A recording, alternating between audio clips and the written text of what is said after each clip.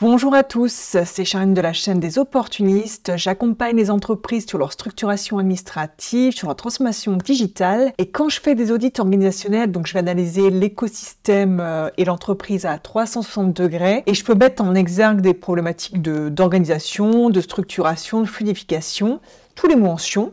Vous voyez bien. Et il peut arriver que le produit ou la prestation de l'entreprise soit très bon, soit excellent, mais qu'il n'arrive pas à la vendre. Et pourquoi? Dans cette vidéo, on va voir un point qui est crucial en vente, c'est comment parler le langage de l'amour de son client. Et avant de parler le langage d'amour de son client, je voudrais déjà parler du livre de Gary Chapman sur les 5 langages de l'amour. J'aimerais beaucoup les mettre en corrélation avec le fameux son cas, son case que nous verrons par la suite. Donc je fais une analogie entre les deux. Dans son livre, Gary Chapman fait quelque chose de très intelligent. Il montre qu'il y a différentes façons d'aimer, donc d'envoyer de l'amour et de recevoir de l'amour. Et souvent, on communique avec le canal que nous préférons. Les 5 langages de l'amour, ce sont les moments privilégiés, les mots encourageants, les cadeaux, les services rendus et le toucher. Et en fait, dans son livre, il explique qu'on peut avoir le sentiment de ne pas être compris parce que le canal de communication utilisé par l'autre n'est pas le nôtre, n'est pas le bon. Je vous donne un exemple. Si notre compagnon ou notre compagne préfère le langage rendre un service, parce que c'est son langage qui est plus naturel et c'est sur ce langage qu'il voudrait être aimé, on peut avoir, nous, la sensation de ne pas être aimé, de ne pas être compris, parce qu'il nous répond avec ce langage. On peut même avoir la sensation d'être manipulé, alors que ce n'est pas du tout ça. Donc je vous parle du langage de l'amour, parce que je trouvais qu'il y avait vraiment une analogie avec le son case, qui est un outil de vente, puisqu'en fait, ce sont les mêmes principes. Vous avez un émetteur, un récepteur et un message, et un canal de communication. Et si vous utilisez le mauvais canal, vous avez les mêmes problématiques en vente qu'en amour. Donc dans notre deuxième partie, nous allons voir ce qu'est le son cas ou le son case. Donc c'est quelque chose que j'ai découvert quand je travaillais dans un magasin de lunettes, quand j'ai travaillé pendant 5 ans auprès de clients. Et donc on m'a expliqué ce langage de l'amour du client, donc qui s'exprime en 6 leviers. Ils en ont rajouté un 7e, donc c'est le son cas, son case. Je vous conseille d'ailleurs, c'est un outil qui a été fait par Klaxon,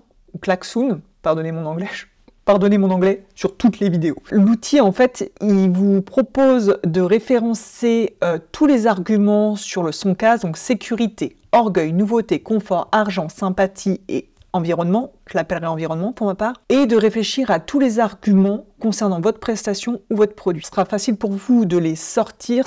Vous allez avoir, si vous voulez, vos 6-7 flèches dans votre carquois pour mieux répondre à votre client. Maintenant, je vais détailler chaque levier pour que vous compreniez bien en quoi c'est important de bien cerner son client. On commence par le levier sécurité. Donc, c'est quelqu'un sur qui vous devez mettre en avant la fiabilité, la durabilité de votre produit, ou alors que votre prestation est garantie sur du long terme. Vous pouvez parler de conformité, de normes de sécurité, et vous devez souligner la protection contre des risques potentiels, mais n'employez pas trop le mot. Ce sont des prospects, des clients qu'on a du mal à décrocher comme ça. Ils vont vous poser beaucoup de questions, ils vont être très pointilleux et il faut prendre le temps. C'est des clients que vous allez mettre du temps à les valider, mais par contre, ce sont des clients fidèles parce qu'une fois qu'ils ont accordé leur confiance, ils vont pas avoir ailleurs des prix ou quoi que ce soit. Ils vont vous poser vraiment beaucoup de questions sur est-ce que c'est sécurisé. Il faut bien que vous écoutiez pour comprendre le langage de l'amour de vos clients, la syntaxe, quels sont les mots, quelles sont les phrases utilisées. Vous allez les sentir, d'ailleurs, c'est des personnalités pas forcément extraverties, plutôt introverties, ce sont des personnalités observatrices. Je vous donne un exemple d'entreprise que j'ai accompagnée dans le BTP par exemple. Là, c'est des entreprises, si vous avez des clients en sécurité, insistez sur la robustesse des matériaux, insistez sur comme quoi vous êtes quelqu'un qui avait toutes les assurances, qui suivait les règles. Vous pensez très long terme avec les clients sécuritaires et vous parlez de règles de sécurité. Pour vous donner une idée d'avatar client, par exemple un client dans la sécurité, ça serait Dana Scully dans X-Files, quelqu'un qui suit les règles, qui suit les normes et qui a besoin de preuves tangibles. On attaque l'orgueil. Son levier d'activation sur l'orgueil, il a besoin en fait qu'on valorise son statut social, son statut professionnel de client, il a besoin de ce sentiment d'exclusivité et de prestige. C'est-à-dire, c'est par exemple quand vous le saluez, vous ne pouvez pas oublier son nom à quelqu'un qui est client orgueil. C'est-à-dire bonjour Monsieur Dupont et vous le regardez dans les yeux et c'est Monsieur Dupont. Ensuite, quand il choisit quelque chose, vous devez mettre en lumière l'exclusivité associée à son choix. Par exemple, moi je travaille beaucoup avec des entreprises qui vendent des solutions digitales, puisque je mets des ERP, des CRM dans les entreprises. Et vous avez toujours une partie de preuve sociale. On accompagne YouTube, on accompagne tel grand nom. Ça accentue l'avant-gardisme et surtout l'aspect, vous voyez, haut de gamme des solutions, et surtout qui servent des très gros clients. Moi, ça m'impressionne pas parce que c'est pas du tout mon levier, mais ça peut être le levier de mes clients, puisque je suis intermédiaire sur ce sujet. Mais ça montre en quoi ils sont un leader technologique et comme quoi, même si, ce que je représente souvent des TPE, même s'ils servent aussi des TPE, ils servent aussi des très gros clients. Par exemple, il y avait un outil de gestion de projet qui m'avait dit qu'il travaillait avec Brut. Et l'air de rien, moi, ça m'a intéressé. Pas sur la partie orgueil, mais je me suis dit, le média Brut doit travailler avec beaucoup de personnes sur la gestion de projet. Donc moi, ce qui m'a plus intéressé, c'est le côté sécurité. En fait, disons que la personne, le vendeur de la solution digitale m'a parlé de Brut sur son outil de gestion de projet en pensant que j'étais un client orgueil, mais moi, j'étais un client sécurité. Et je me suis dit, ah oui, ça réaffirme mon choix. Vous voyez comme quoi ça peut être intéressant. Quel avatar client, quel personnage ça pourrait être en orgueil? Don Draper dans Mad Men,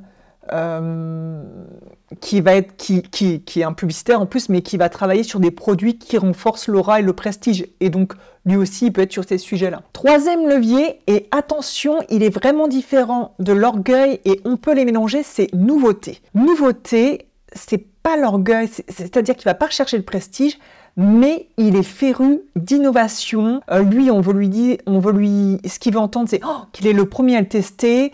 Il veut tester des produits et des services uniques qui sont récents et des choses qui mettent en avant tout ce qui est changement et modernité. Donc, je ne prends pas l'exemple de solutions digitales, je vous parle d'un cabinet en ressources humaines. Eh bien, un cabinet en ressources humaines, s'il tombe sur un client qui est vraiment nouveauté, il faut que ce cabinet se présente comme un cabinet utilisant des méthodes innovantes de recrutement ou de gestion des talents, en l'illustrant d'exemples, en disant nous on fait pas comme les autres, on fait pas genre lettre de motivation et CV, on fait des entretiens totalement différenciants. Vous voyez, c'est vraiment la nouvelle chose. C'est les premiers par exemple qui ont consommé du smartphone. En nouveauté, je vais vous prendre en avatar client dans la série Friends, Phoebe Buffay.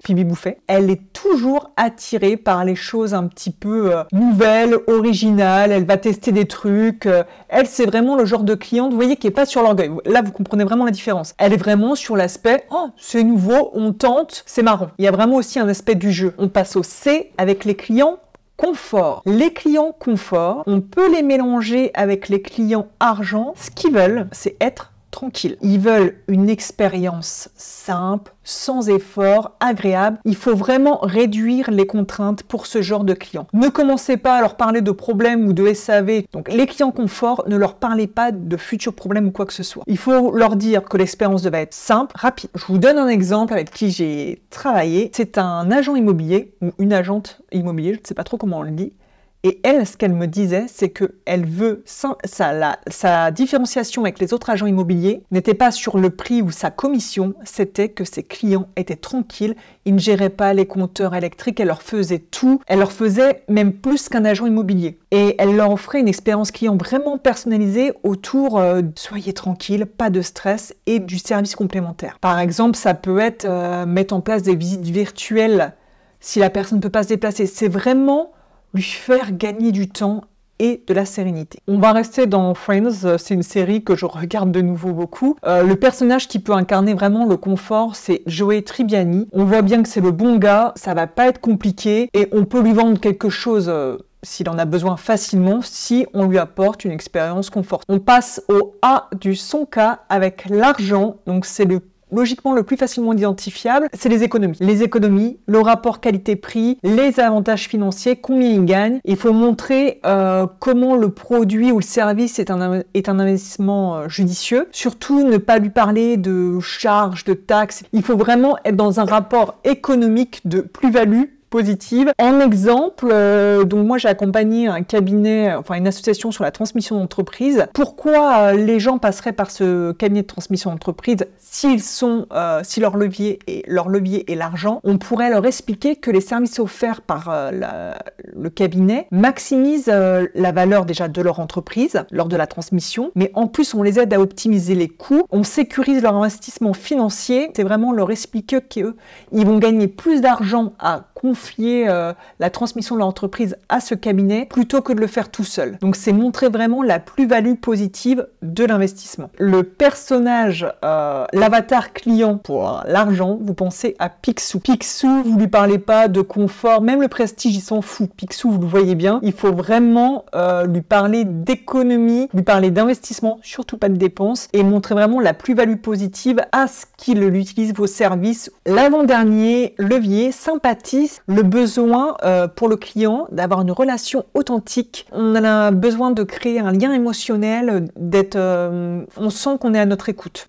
J'ai un prospect qui est un fabricant local dans le textile, je ne vais pas plus détailler, et leur brand marketing est travaillé autour de la personnalité des fondateurs. On met en avant l'aspect humain de l'entreprise, d'ailleurs c'est ce qui m'a intéressé chez eux, l'aspect valeur de l'entreprise, on voit les valeurs humaines. En fait, il n'y a pas juste les produits, il y a l'histoire derrière les produits. Par exemple, une personne sympathie est très sensible au storytelling. Il faut qu'on lui raconte vraiment des histoires. Vous allez me dire à tous les clients, mais un client argent, vous pouvez lui raconter des histoires, il va être quand même sur son levier argent. Le client qui a vraiment le levier sympathie, il faut qu'il crée une connexion avec vos produits, vos prestations ou même avec vous. Et c'est pour ça que le marketing autour de la personne est super important. L'avatar client pour quelqu'un dont le levier serait sympathie, ça serait par exemple Forrest Gump. Vous pouvez lui parler de tout ce que vous voulez dans les autres leviers, mais le besoin d'interaction va être beaucoup plus important. Le dernier levier qui est apparu, écologie, environnement, moi je vais plutôt dire environnement, on va plus loin que les aspects sécuritaires, que les aspects argent, on va promouvoir des pratiques durables, on va sensibiliser à l'impact environnemental, on va aussi offrir des produits et des services éco-responsables. On a du mal quelquefois à intégrer cette partie environnement parce que où elle est sous-tendue dans les autres leviers, on ne sait pas encore si elle est vraiment un levier à part. J'ai décidé de la mettre à part. Et bien si par exemple je suis opticien lunetier et que j'ai des produits qui sont fabriqués à partir de matériaux recyclés ou durables, c'est ça qu'il faut que je mette en valeur. Je peux communiquer sur les engagements écologiques de ma boîte et en fait je peux aussi communiquer sur des produits qui sont fabriqués localement ou sur des verres made in France ou des montures made in France. L'avatar client pour l'environnement, ça serait Lisa Simpson dans les Simpsons parce qu'elle est déjà passionnée par les questions environnementales. Elle serait vraiment le client parfait pour tout ce qui est produits et services éco-responsables et surtout pour qu'on active son levier sur ces questions-là. À quoi sert de comprendre le son K? Vous avez compris, ça sert à utiliser les bons arguments pour votre client et pour que votre client se sente écouté au niveau de ses besoins. C'est ça qui est super important. Vous avez ce qu'on appelle un levier majoritaire ou contraignant, c'est-à-dire que si vous avez ce levier-là et que vous n'y répondez pas, c'est un non ferme. Je vous donne un exemple. Moi, le levier sympathie est très fort chez moi.